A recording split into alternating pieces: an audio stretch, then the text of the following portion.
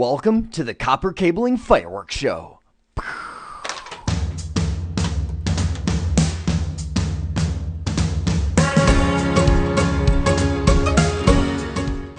the time we're done here, we will explore how we can connect network routers and switches using copper cabling.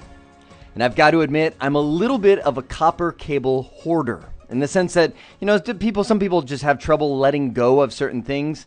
That's Ethernet cable. Matter of fact, I'm in the middle of moving houses right now, and one of the things that I've got is all these different bins of these little copper cables spun up like this. They're all 5, 7 feet, maybe a couple 10 feet in there.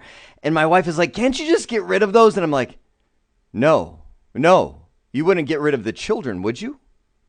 And before I say any more, I want to make sure that you guys know I created a series a couple of years ago called IT Expert Installing Network Cabling and Devices.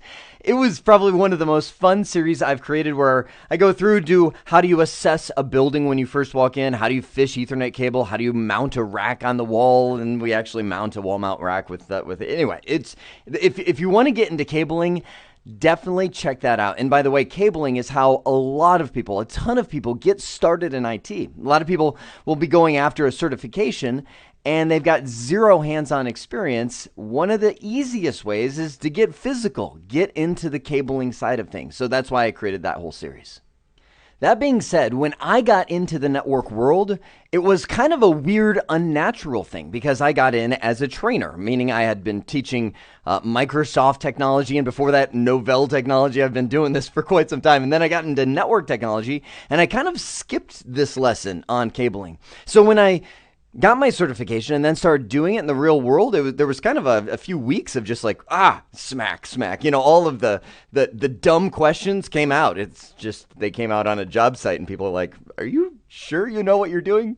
So let me give you exactly what you need to be proficient, to at least speak the language of cabling in the network world. First off, know that when you install a network rack, and this by the way is a picture of we'll call it the before shot from that IT expertise on network cabling before we installed a rack and all the network equipment, all that kind of stuff.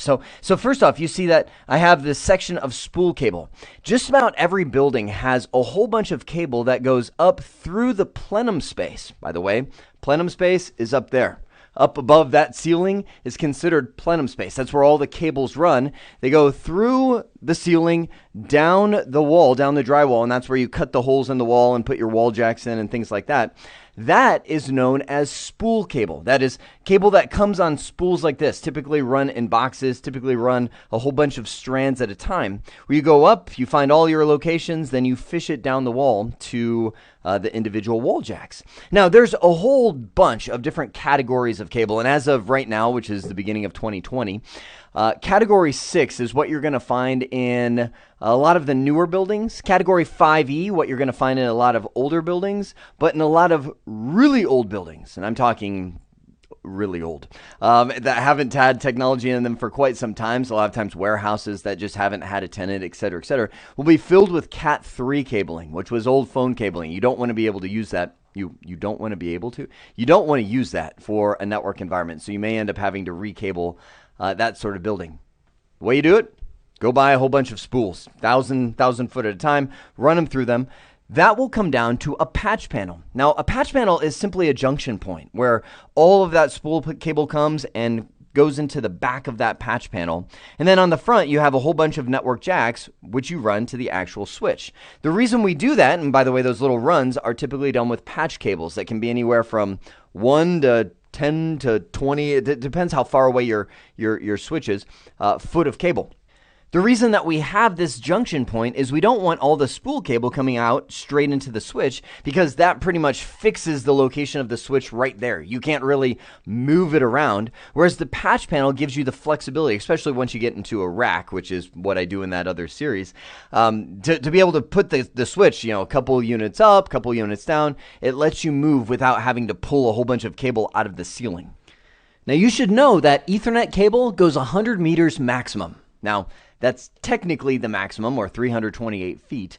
However, I've seen it go a little bit farther, and it works just fine.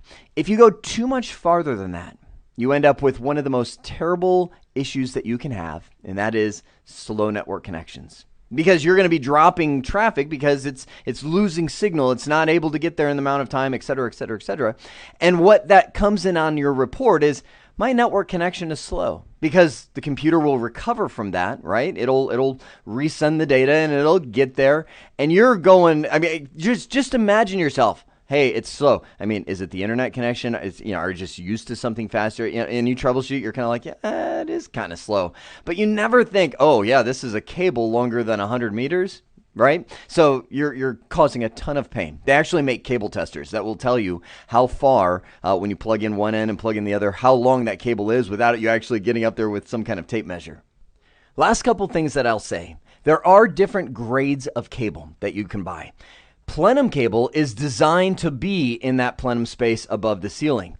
Up there, things catch on fire and release poisonous gases, which is why they will say, you need to put, if you want to be to code, if you don't want to get a fine and all that kind of stuff, you need to run plenum cable. That being said, I've been in plenty of buildings where they just didn't, and they just kind of skipped the audit of the cable. You don't want to do that.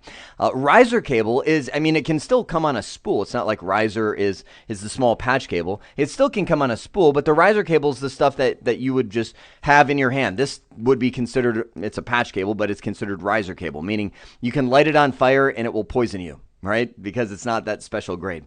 So the connectors on these, RJ45, standard connector, can plug in just about anywhere. Ethernet cable comes in a flurry of colors. You can go to Amazon, grab whatever color cable you want, and that goes for both the spool and the patch cables. You can grab whatever color you want. And the reason I even bring that up, and I say Amazon, I should also mention monoprice.com. That's where I get, it's a place in California. I get all my cable from there just because it's super cheap. But the reason I mention the color is because it is actually amazing when you color code a rack appropriately, meaning you've got your cabling.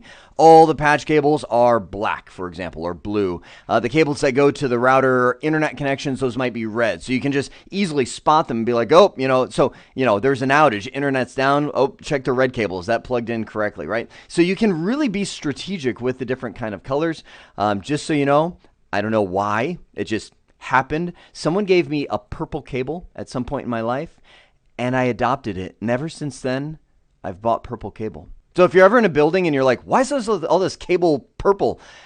I've probably been there. I probably did some of that cable. Now, I'm not trying to insult anyone's intelligence, but I know a lot of people are just getting started in the network world, and I don't want to assume anything. So we're going to be assembling this entire Cisco CCNA lab a little bit later in this skill, but I just want to make sure everybody catches plugging in the Ethernet cable, essentially how to do that. Right up top is a router. Down here is switches. Now, depending on the age of the switch, if it's a very old switch, you may need to have a crossover cable when you're connecting between switch to switch, and anytime you have like devices. Newer switches all figure that out. So just standard Ethernet cables will do the trick. Simply take the Ethernet cable on the port you want to plug in, snap, you hear the little click, and snap. Plug that into wherever you want it to go. You've now connected, in this case, a router to a switch.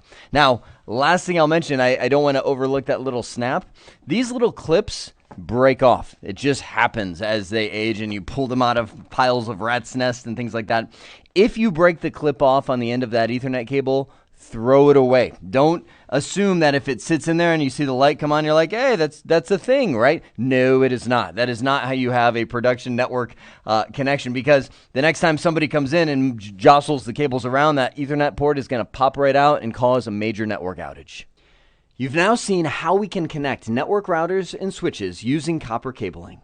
I hope this has been informative for you, and I'd like to thank you for viewing.